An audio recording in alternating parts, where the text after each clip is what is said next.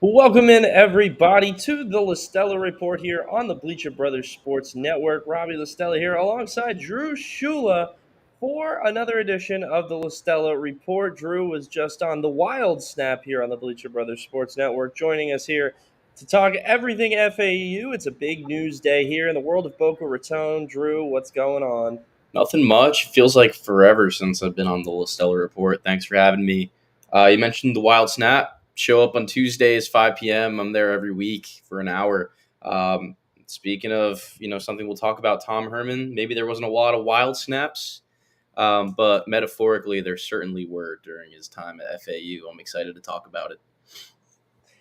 Yeah. It was an interesting Monday afternoon. Obviously, I wasn't. I was on Tampa Bay radio this afternoon, and they asked me if I was surprised by this. I guess I'm definitely a bit surprised at this move, but I'm not at the same time. I'm a bit surprised at how it failed so quickly. But I'm not surprised that Brian White is aggressive in wanting to turn things around and make this back into a winning culture here at FAU. It was like that just less than a decade ago here with Lane Kiffin, and they want to get back there. So I'm not surprised in that sense. But going back to when Tom Herman was hired, I really thought that this was the move. I mean, I thought we're riding off the Final Four, or was he hired before the Final Four? I can't really remember. Right before. He was at some of the basketball games. Gotcha. Yeah, that's right. But still, and then after that, you go to the Final Four, and then you've got Tom Herman waiting in the wings. You're thinking football is going to be glorious. They're a little slow last year. It's all right. They still get that big win over USF. That's something to hang your hat on in year one. And then this year, the wheels have fallen off the wagon. 0 AAC wins, probably the most damning thing to me. You can't not win in the conference, right? I mean, you can struggle in the non-con, but you lose in the conference, and then obviously the offense as well. When he heavily involved himself with the play calling and did not have any success, then to me that was it. Whether it was this year or next year, I just had a feeling that this experiment was going to fail. Drew, what was your thoughts on the firing itself? Right time, right move? What are you thinking? Right time? I believe so. Right move? I believe so. Did I expect it? No. I kind of thought that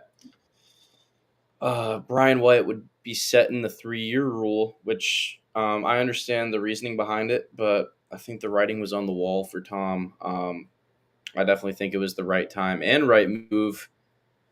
There's been a lot of talks about a lot of people, since it's been 5 years since we've made a bowl, 6 since we've won a conference championship. There's been a lot of talks of people saying, throw the money at basketball. The program stinks. Why invest? You need football. You need football to be good. It's Florida. There's no reason why FAU football should not be good because it has been. I think it'll be a popular job. I hope we could pay the right guy. I definitely think it was the right time and right move for sure. Yeah, kind of diving into this move itself. I mean, obviously the back half of the move was, Chad Lunsford becoming the interim head coach, and then in turn, Chad deciding to name Rock Bellantoni his defensive coordinator. Part two, Rock, did the little in one door, out the other in less than a week. I think that was really a smart move. Lunsford, to be fair, I actually didn't ask whether or not he was considering the job. I was a question personally. I'm waiting till after next week because if they win this game and come in with momentum heading into that game of the season, to me that's kind of more gearing towards the lines of, are you trying to win this job? This week, I'm not too sure, just trying to get his headspace in it and whatnot. But him retaining Rock Bellantoni was a morale move for this locker room. That's gonna at least help them finish this season in a positive way, and also it'll help with the recruiting department. Rock's well connected down here in South Florida. I personally think that he's probably one of the reasons the recruit class is as strong as it is, especially in the Florida department. And so, good for him for getting to finish this last stretch of things. But, I mean, to talk about some of the rumors out there, um, do you get any kind of sense that maybe people in the building didn't agree with the Bellantoni firing? Because I kind of do, and that bringing him back so quickly kind of shows me that maybe there were some people there who possibly didn't agree with Tom's decisions. Well, I would say no because they did a pretty good job of not speaking out on it, the coaching staff. But once Tom was fired, Coach Chad Lunsford was named the interim head coach and brought Rock back within a day, if not the same day. Am I wrong? Well, that Yeah. definitely means that he disagreed with it, or he never would have done that. Even Brandon Harris was very happy to bring Coach Rock back. He could have said, "No, our defense played really well last week. I called the defense. There was clear improvement. I would like to stay the defensive coordinator." Instead, he welcomed him back with open arms. I definitely think that everyone is very excited that Rock is back, and I'm not so sure that they agreed with former head coach Tom Herman firing him. Yeah, it's just th- that's obviously something, but that's one thing. But the real rumor out there that's concerning to me, and obviously Ken Levick on his podcast had a source who denied this being true. So I am not sure. I have my sources have not refused to neither confirm or deny this to me. I do have a source close to the program that directed me to Tom Herman's agent about this, but nevertheless. Tom Herman was, according to Pete Nakos of On Three, was rumored to be looking for coordinator jobs in the past couple of weeks. That's it. There's no big bombshell story to this. He didn't. There's no job lined up as of yet. But if that's true, that is very concerning to me. And look, my source didn't confirm or deny it. I wouldn't deny it flat out, and referred me to the agent. And so it's kind of like, that's a little fishy to me. But what do you think, Drew? Do you think there is any, where there's smoke, there's fire? And this team past couple of weeks, as much as Tom Herman wants to say, nobody quit. Everyone's effort, effort, effort. Kind of at times, especially in that ECU Temple, there was no quitting, but against ECU, it kind of looked like guys quit a little bit.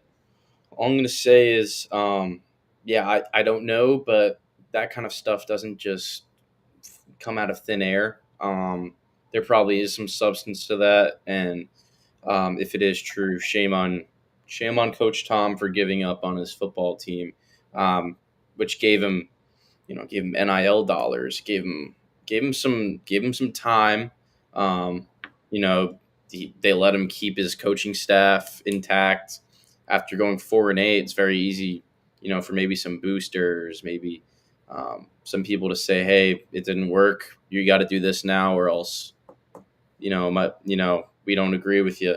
But yeah, it's a shame that if that is true, that's very shameful on Coach Herman for giving up on his team. The ECU game you mentioned, that one definitely felt like the team gave up on him. The second play, getting absolutely torched. The offense didn't come out with urgency.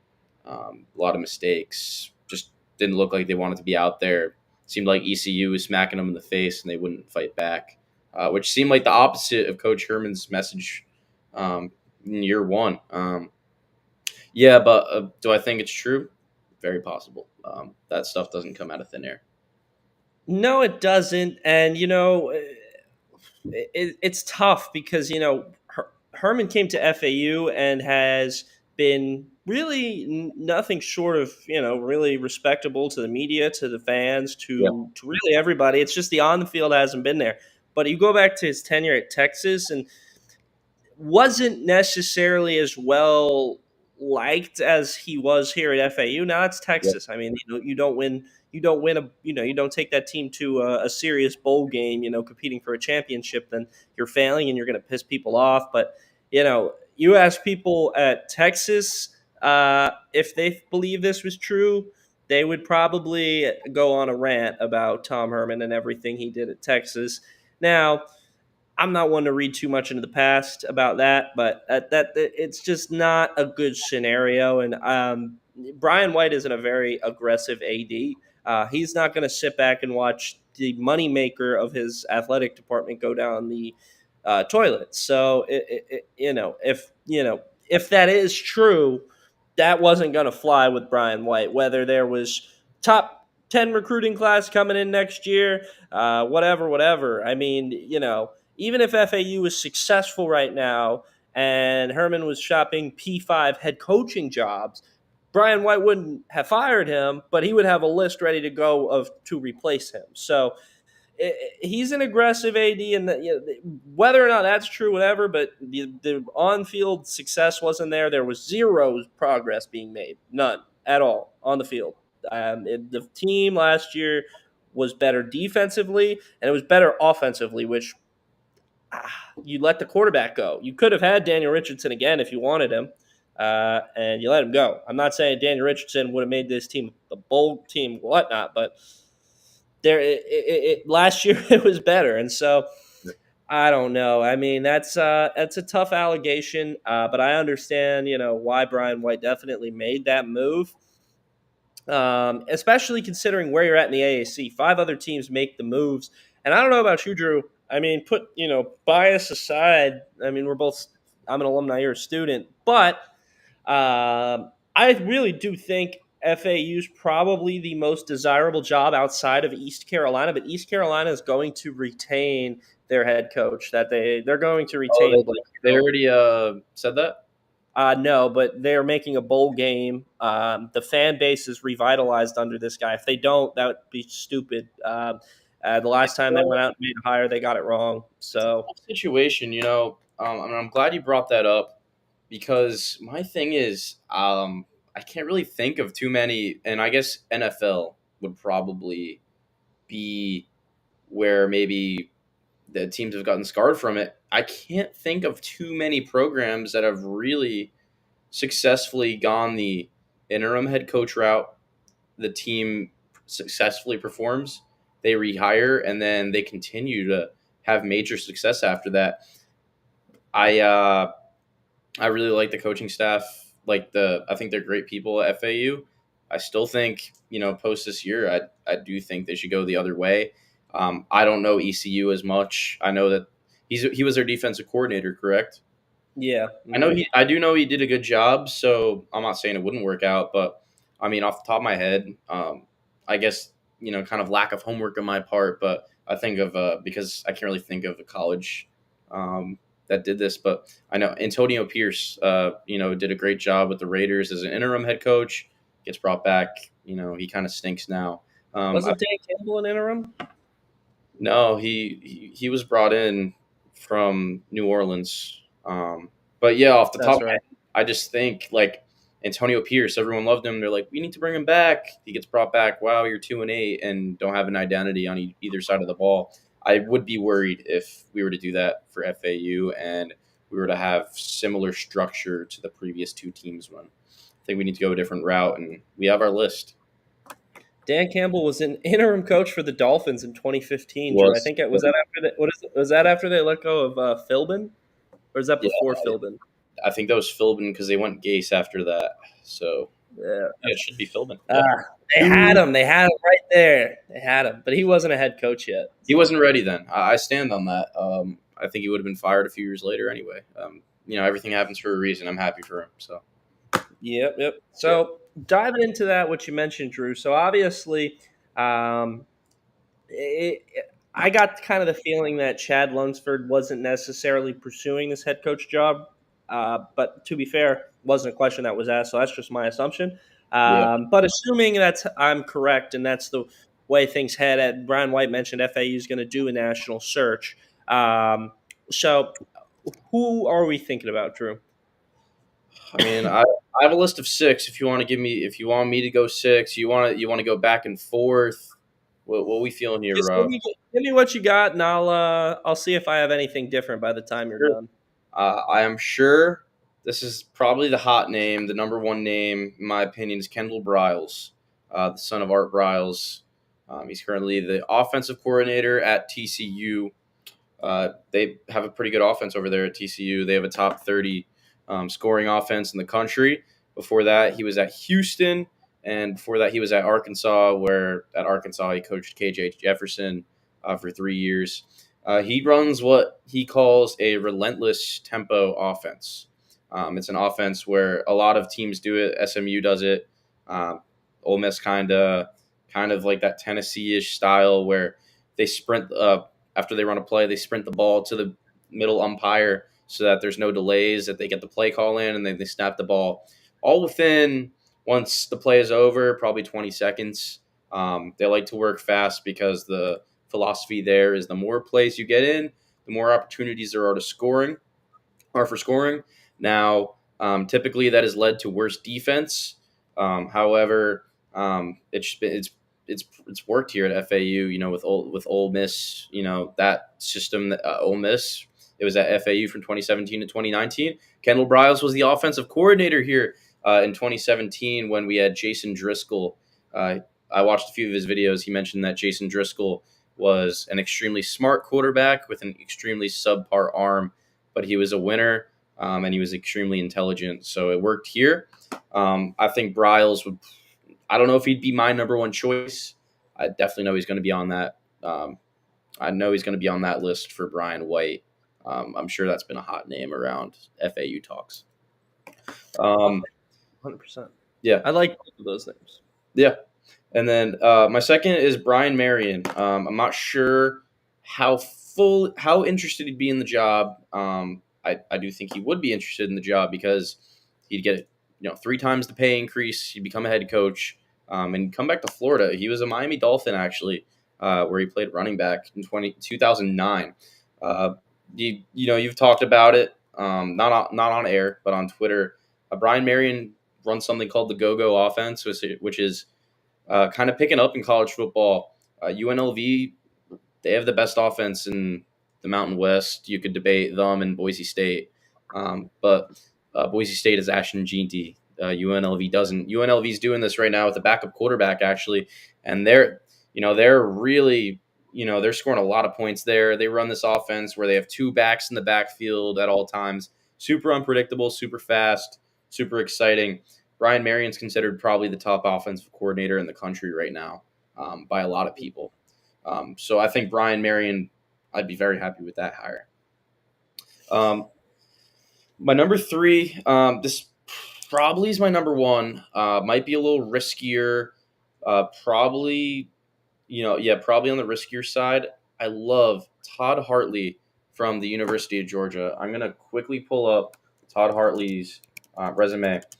Todd Hartley is the current assistant head coach at Georgia. He's been with Georgia since 2009. He's been the assistant head coach this year. Before he was the assistant head coach, he's still the tight ends coach as well. From 2019 to currently, he's the Georgia tight ends coach. There's probably about 8 guys who have went from Georgia in the tight end room to the NFL. Most recently, Brock Bowers, who is the Raiders' best player as a rookie tight end. Before that, Darnell Washington. I think of Trey McKitty. I think of Charlie Warner. Those type of names. Georgia's done a really good job and has gotten a lot of guys to the NFL. It's probably been the best tight end group besides Iowa, ever.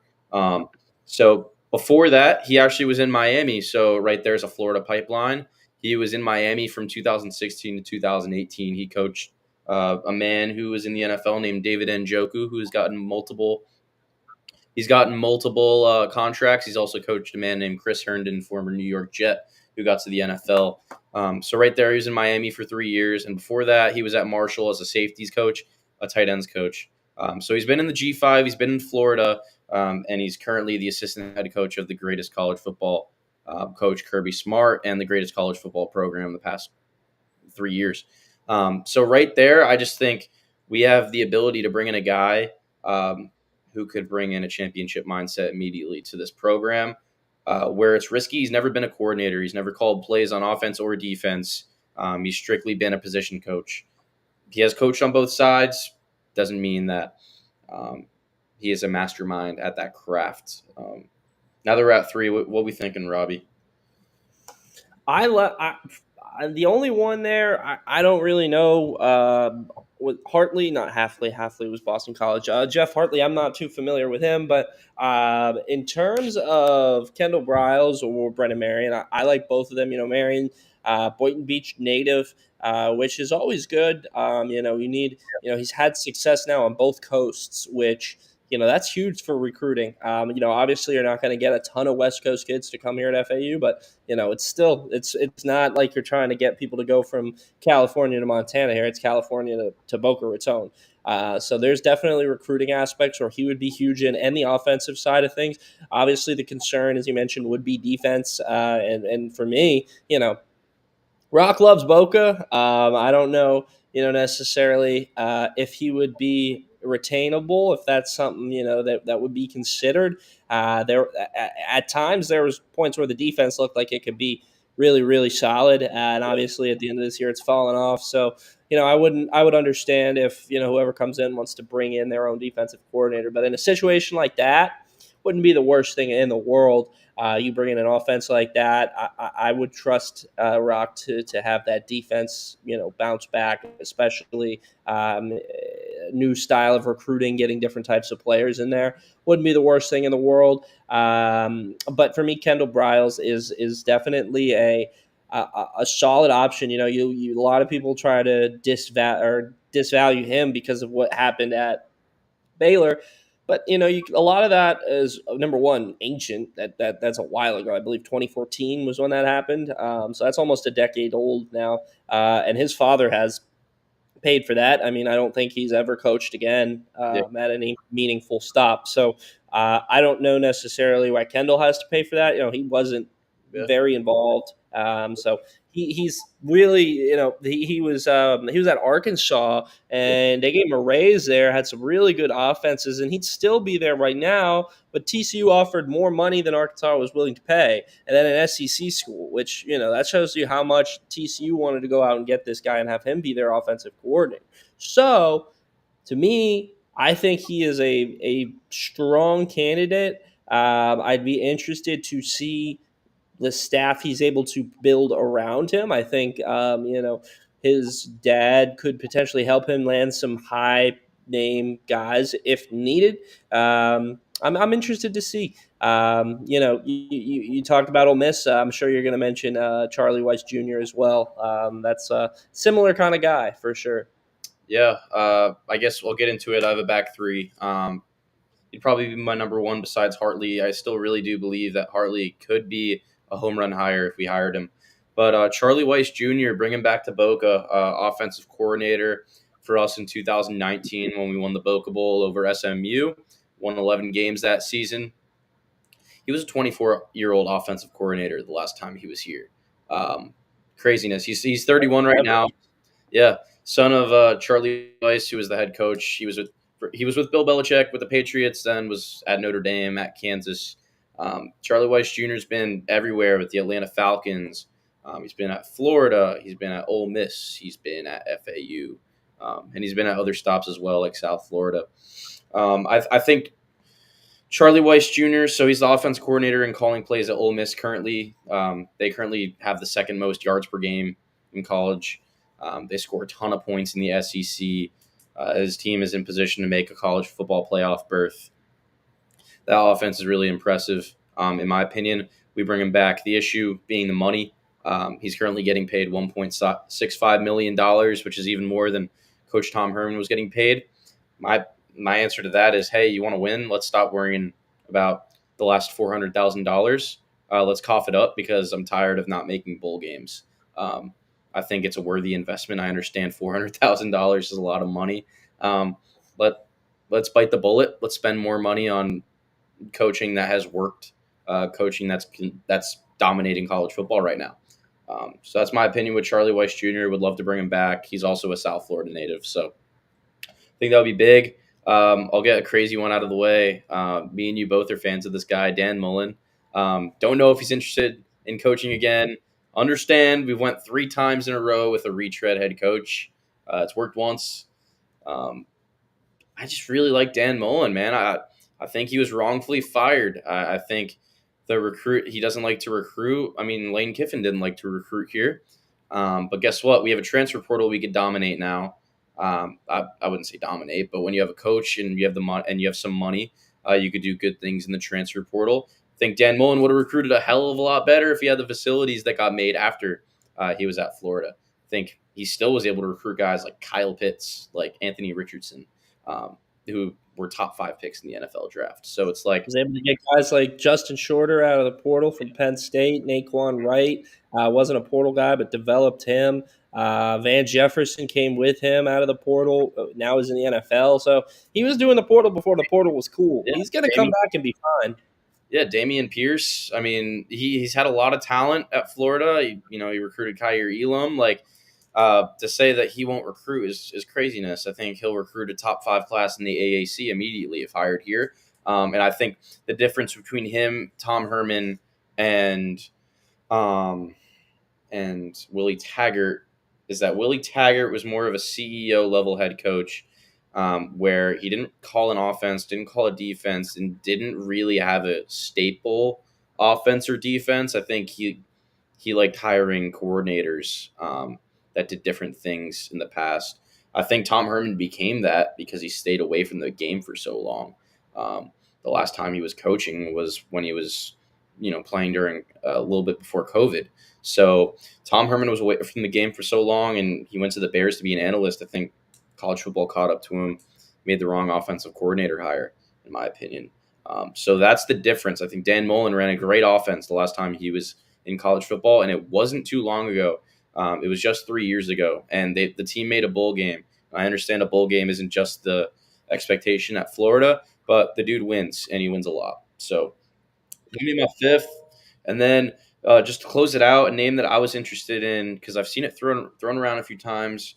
He would be affordable, and I think that he's a culture guy. I think Garin Justice, the offensive line coach at SMU, he was the offensive line coach for us in 2017 under Lane Kiffin when we made the Boca Bowl, won 11 games, and beat the crap out of Akron in 2017.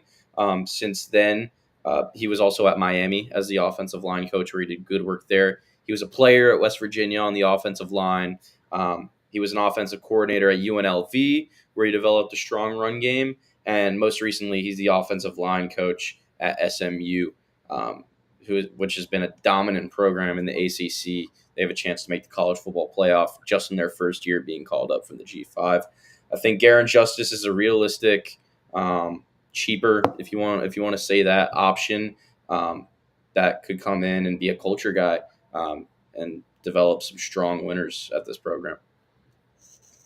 I don't. I'm not even really aware of him as much, but I agree. I don't think FAU goes bounce back head coach, but I do think Dan Mullen will succeed wherever his next stop is. The issue is bringing coaches back right now is the transfer portal. What are you going to get out of these guys? What are they able to do in today's society of players not sticking around? You can't be a developmental type of program.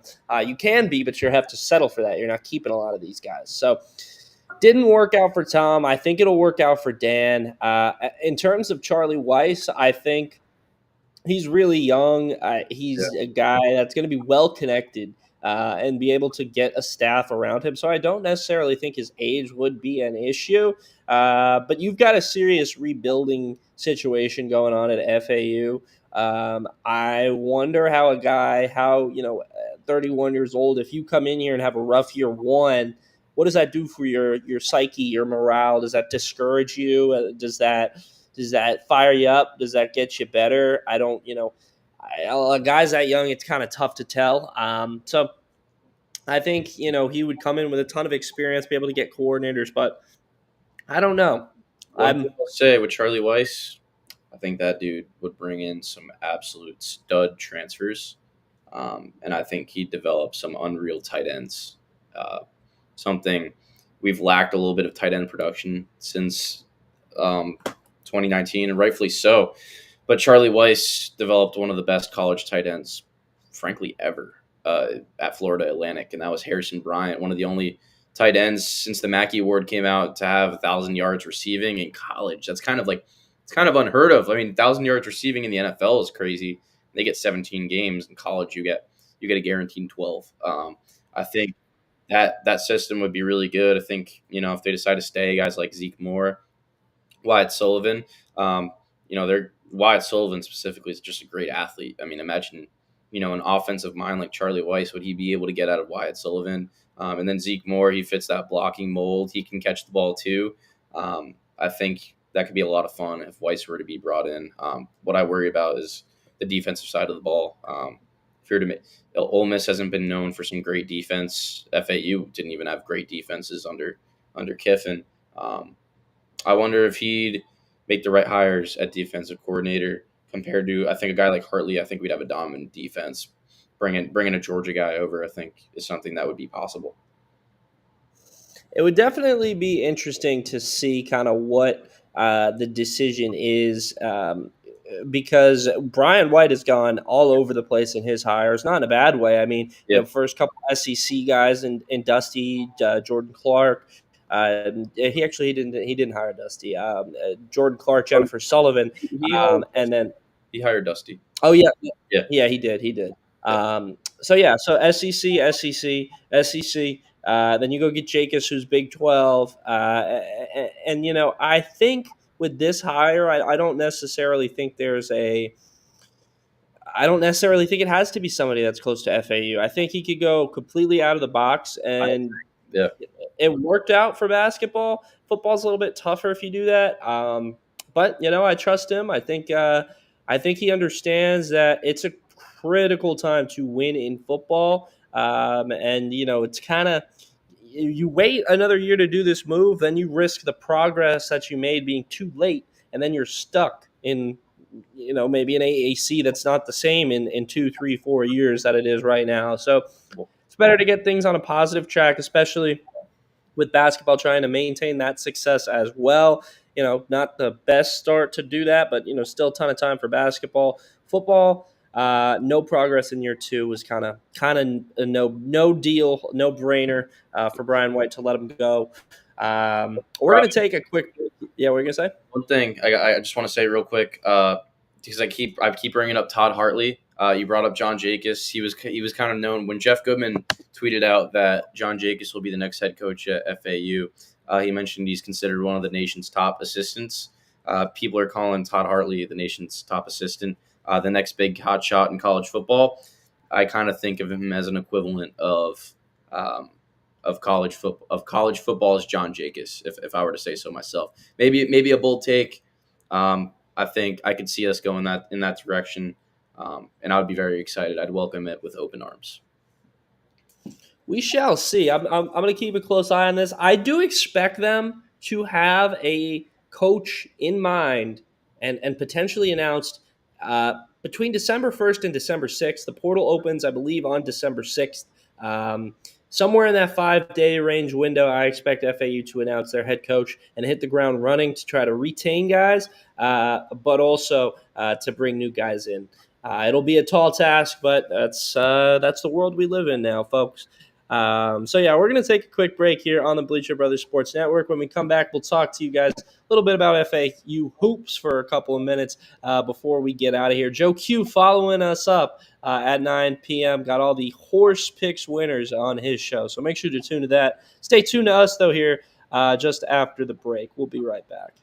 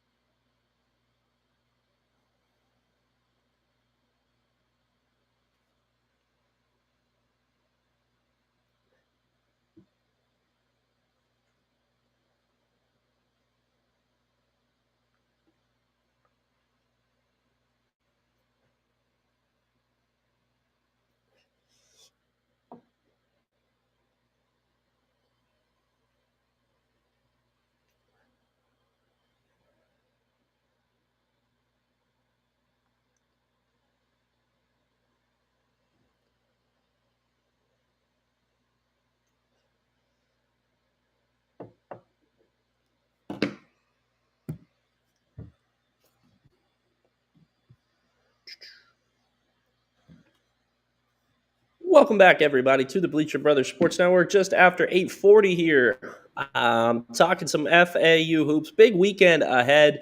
Big weekend in the past. Tough 3-game trip there. A week span. A week ago today, they were playing against UCF. Lost that one. I believe 100-94. And then they lose to Charleston in double overtime, or on a brutal shot from Ante Brsovic, an amazing shot if you're a Charleston fan. Um, and then they obviously bounced back against Liberty with a big win. They held Liberty to 30% from three in the second half, finding defensive adjustments that they needed to make. Drew, who has been standing out to you so far on this FAU basketball team after I believe 5 games now? Yeah, I wasn't able to watch the Liberty game. We'll say that. Standouts for me. Heartbreak. I know, yeah.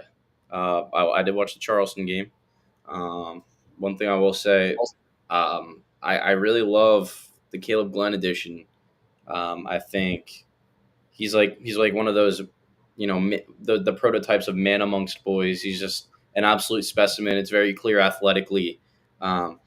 He's not a mid-major player. I know people hate that term, but when you're in the AAC, you're considered a mid-major, and the dude is an absolute freak athlete. He could jump out of the gym, and he can make threes too. It's not like he can't shoot. He's not a sharpshooter, but when he's open, he's going to pull it, and he's going to make it 38% of the time, something like that. So he's really stood out for me. But one guy I really like, I don't think he was talked about enough because I think Baba Miller was getting a lot of the love. Maitas Volkiataitis. Yeah. I think he definitely, people should have realized he was going to be our starting five this year, and he's a mismatch for a lot of teams. He was a mismatch against UCF, who is a top 50 team in the country. He was a mismatch when he was in. He's got stuff to clean up. He's got to clean up the foul trouble. He's got to clean up, some extracurriculars. He got a technical against UCF. But yeah, no, I really like my Dust. I think he's got room to develop and be an absolutely dominant center, as if he's not already a good one already. Yeah, he's a freshman, and he comes straight over from Lithuania. It's his first time ever being coached in English, and it hasn't looked like there's been that much of an adjustment period to me. He's looked really, really solid for a guy who is really raw. To be fair, had some bit of emotional issues with the elbows and some words had against UCF, but. That's high intensity. That's a guy who wants to win. He was competing for his country, for Lithuania. He understands the pride of a team, and I really think he's proud to play for FAU, and I think that's a good thing.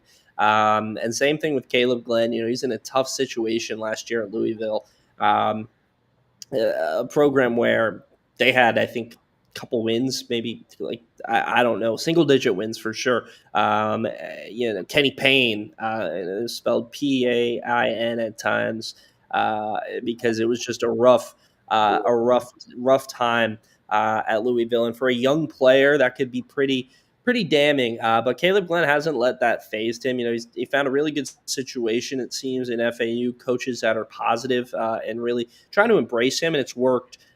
He wasn't. He was a solid three-point shooter, but he's been shooting above 40% from three, which is huge for this offense. And it's allowed the offense to really kind of space itself out, get open looks a lot, and stay in games when, Charleston and UCF, the defense at times wasn't doing them any favors. There was a lot of open looks for the Owls' opponents in those 2 games. And I think, Caleb Glenn was a big part of their ability to stay in that. So I think he's going to be a player to watch, potential AAC Player of the Year if he keeps up playing how he is. Obviously, PJ Haggerty over at Memphis is going to be tough to catch. But I think if there's anyone that can do it, it's going to be Caleb Glenn for sure. But a big week ahead, probably the most pivotal point in the non-conference schedule, in my opinion. This is a 3-game stretch where potentially FAU could pick up all quad 1, quad 2 wins should they win all of their games. Um, that's a tall task indeed. They'll match up with Oklahoma State on Thursday at 2:30 p.m. Then they will match up with the winner of either Miami or Drake, and then they could potentially match up with Vanderbilt, who is looking really solid this year under Mark Byington in the championship. Obviously, that's the best case scenario, but if that's the case, that's potentially Q2, Q1, Q1. In terms of the wins you'll get. Obviously, too early in the season to tell. Potentially, Miami could turn into Q2. Same thing with Vanderbilt. And Oklahoma State could get on a hot streak and turn Q1. So we'll see. But to me, after losing that Charleston game, I understand, it's early season. It's not the end of the world losing that game. But, John Jacobs spent a lot of time this offseason, mentioning, and not a ton of time, but he did mention the fact that he put time into that non-conference schedule. And even from his opening press conference, there was talks about the non-conference schedule and the net, and there's a want to be able to achieve an at-large bid at FAU, which is hard to do. But John Jacobs believes it's possible, and so that loss to Charleston puts them behind the eight ball. They now have to go back and win, in my opinion, 2 out of 3 of these games and really sweep the whole thing, unless you're going into Michigan State and beating them in a couple of weeks. If you sweep this tournament and keep it close with Michigan State, you have an at-large argument, especially if you compete well in the conference. That's just where I'm at with that. Drew, do you think this is as important of a stretch as I do? Very. Your goal is to compete with the big boys. Losing to Charleston was a tough one. Charleston got smoked by Liberty after we beat Liberty in overtime. I really think that that was a really tough one to drop. UCF, I definitely understand 6-point loss on the road to what looks like a really improved UCF team. But yeah, I mean, just dropping those Charlestons are tough. They might not even make the tournament this year. So, you want to right the wrongs. You claim you think you are an at-large team. Go beat Oklahoma State. Go beat Miami. Play Michigan State tough. You beat Michigan State, you got an at-large chance. It's really tough to say right now that they do, but maybe they could prove me wrong with a really good stretch here. I agree. That Michigan State game is not going to be easy. And they've got them rolling up there right now. Coach Izzo does. So we'll see about that one. But I do think this streak right here, these 3 games, they're all manageable. Go out and win them. Come back to paradise. You'll have a week off for Thanksgiving. Players will be able to go back and be with their families. Imagine going being with your families off a 3-game win streak. That's huge for morale. Then you come home. Then you play. I believe it's either Jacksonville or Texas State first, or maybe FGCU. I don't know. You play Jacksonville, Texas State, FGCU at home, and then you also have FIU on the road. There's a chance you win all 4 of those games and then head into Michigan State on the 21st with potentially, if things are going as planned, a 7-game win streak. That's obviously putting the chicken before the egg a little bit, but it's possible. It's possible. They just have to figure out how to, consistently close out on shooters defensively and limit the cold streaks offensively as much as possible. If they can do that, I believe their offense has the ability to win them games late. As long as the defense slows teams down, I like their odds in this tournament. They came home with the Texas A&M tournament, or Texas A&M, the Disney tournament last year, beating Texas A&M. This tournament has less competition than that one.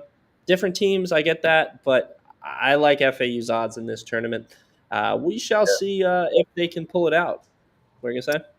No, I agree. I really like it. I think we're big favorites over Oklahoma State as it is anyway.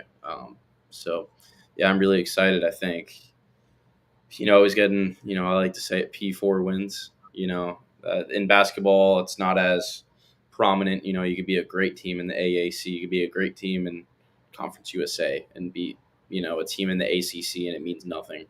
But yeah, it's always nice to have those opportunities because they look better. And getting a chance at Miami would be really awesome. Yeah, that matchup for the Final Four a couple of years ago. Get that matchup that a lot of fans were hoping for in the national championship. And they got a player that we were recruiting heavy. AJ Had him on the team. Yeah, we had him on the team for a while. It was like a month. he was talked about on the Lastella Report. He was talked about.